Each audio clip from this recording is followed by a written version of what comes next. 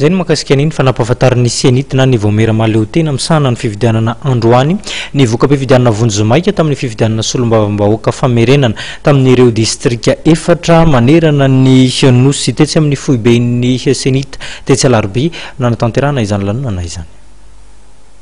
Fantatra nandritra ny fanambarana vonjomaika ny valin'ny fividianana solombavambahoaka izay naverina fa i Maximin Tsivolany candidat tsy miankina ao Sainte Marie no naresy tamin'ny isa 170 faingo 120 isanjato. Paul Rakody Janak'olona avy eo amin'ny Antoky Araka isika nilany tao amin'ny distrika ny Beloa Siritsiribiana tamin'ny isa 370 faingo 420 isanjato. Ilay candidat tsy miankina Saoby Ravoninjatovo ny voafidy tao amin'ny distrika ny Marvoay nahazo ny isa 330 faingo 410 isanjato ary Mahamodo Solaimana avy amin'ny Antoko MMM no lany tao Ambanja nahazo ny isa 70 faingo 720 isanjato. Nitotsaina tetsy amin'ny foiben'ny senita tetsy alarobia ny lanonana famoahana ireo vokatra vonjomaika.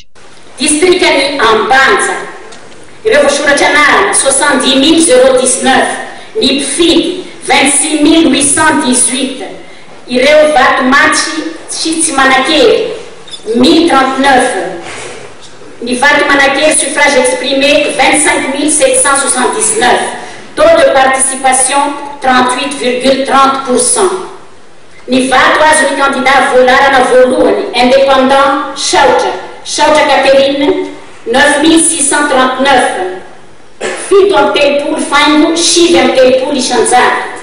Ny vato azo ny candidat faharoa amina Hussein Ben Bourouane et consort 799 telo faingo folo isanjato. Ny vato azo ny candidat fahatelo leader famille Abdallah Adelaide 500 voix ray faingo efatra amby sivifolo isanjato. Ny vato azo ny candidat fahaefatra MMM Suleimani Mahamudu 10 460 efapolo faingo valo amby dimampolo isanjato. Nisy ireo fitarainana voarain'ny senita araka ny nambaran'ny filohantiandrom-panjakana amin'ny sahanany fividianana ity Ramatoho Beatrice Atala saingy tsy afaka miroso amin'ny fanafoanana ny vato ny senita andraikitry ny fitsarana manokana amin'ny sahanany fividianana na ny CES no misahana ireo fitarainana sy manapaka ny fanafoanana vato hoy izy.